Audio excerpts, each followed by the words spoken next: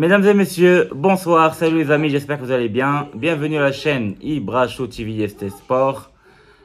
Tout simplement pour parler de ce qui se passe en Coupe arabe en ce moment, de futsal. Et on va parler aussi de la Ligue des Nations européennes et aussi tout simplement de la finale de la Ligue des Champions africaine, ce qui s'est passé entre Wydad et Al-Ahli. Donc restez avec moi après le jingle.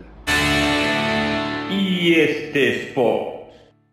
Voilà, donc mesdames et messieurs, le Maroc est en finale de la Coupe arabe de futsal pour la troisième fois d'affilée, sachant que le Maroc a déjà gagné les deux dernières éditions de la Coupe arabe. La finale ça va jouer demain contre le Koweït à 19h heure française et 18h heure marocaine. Le Maroc a tout simplement éliminé la Libye en battant la Libye 5-1, et oui, c'est un grand score. Et franchement, ça joue très bien dans cette équipe-là. Ça continue à nous donner en fait tout simplement du plaisir et avec des jolis gestes, des jolis buts, tout en fait, tout ce qui se passe, les séquences de jeu, ils sont tellement jolis à voir que cette équipe-là nous enchante tout simplement. Et depuis le début de la Coupe arabe d'ailleurs, parce que contre les villes de Comores, on a gagné 5-0. Juste derrière, après, contre le Liban, on a gagné 6-0. Donc avec des buts dignes de PlayStation, on dirait, avec les talonnades, franchement, très très jolis buts, bien construits, avec la tiki-taka marocaine qui est très très jolie à voir. Le troisième match, justement, contre le Koweït, on avait gagné 4-2. Et c'était justement donc le groupe le plus difficile parce qu'on se rencontre avec le Koweït en finale finalement. En quart de finale, on a rencontré l'Arabie Saoudite et on les avait battus 5-2. Et maintenant, on avait battu aussi hier la Libye 5-1. Donc pratiquement, il n'y a que des scores larges avec minimum 4 ou 5 buts, voire 6 buts contre le Liban.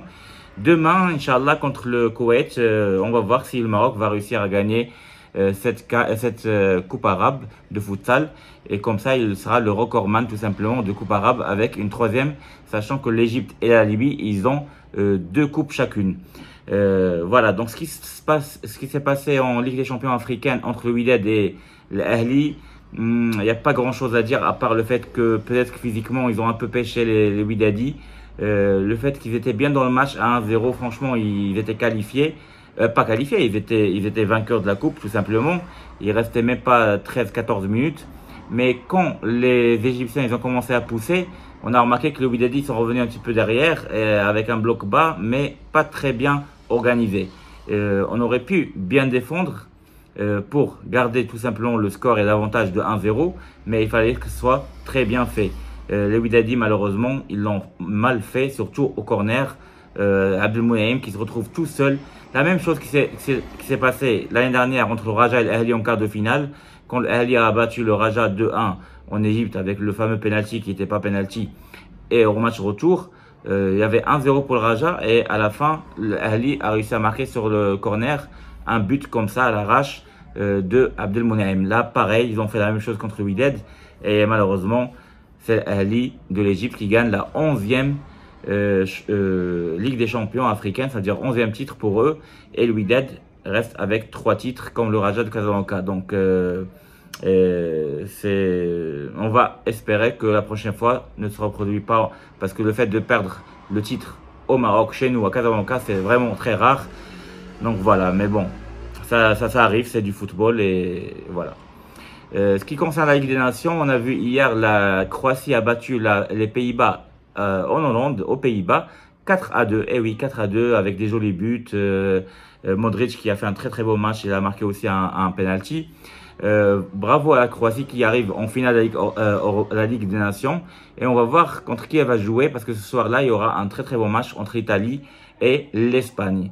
Voilà, donc on va voir la finale de la Ligue des Nations, soit entre la Croatie et l'Italie, soit entre la Croatie et l'Espagne.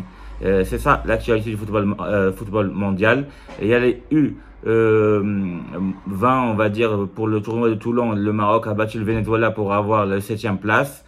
Voilà, donc le Maroc termine bien après avoir raté, on va dire, le match, surtout le premier contre le Japon à la dernière minute. On perd ce match-là de 1 bêtement. Contre le Panama, on gagnait 1-0 pareil. Après, il y avait un partout et on perd au penalty. C'est dommage. Donc le Maroc ne réussit pas à gagner ce tournoi de Toulon. mais c'est pas grave. Ce qui concerne la Coupe du Monde des U20, on a vu que l'Uruguay a battu l'Italie 1-0. Voilà, donc c'est l'Uruguay championne cette année-là. Et l'Italie, c'est la deuxième fois qu'il arrive en finale, mais elle n'a pas réussi à gagner tout simplement. Voilà, donc je vous dis à très bientôt les amis.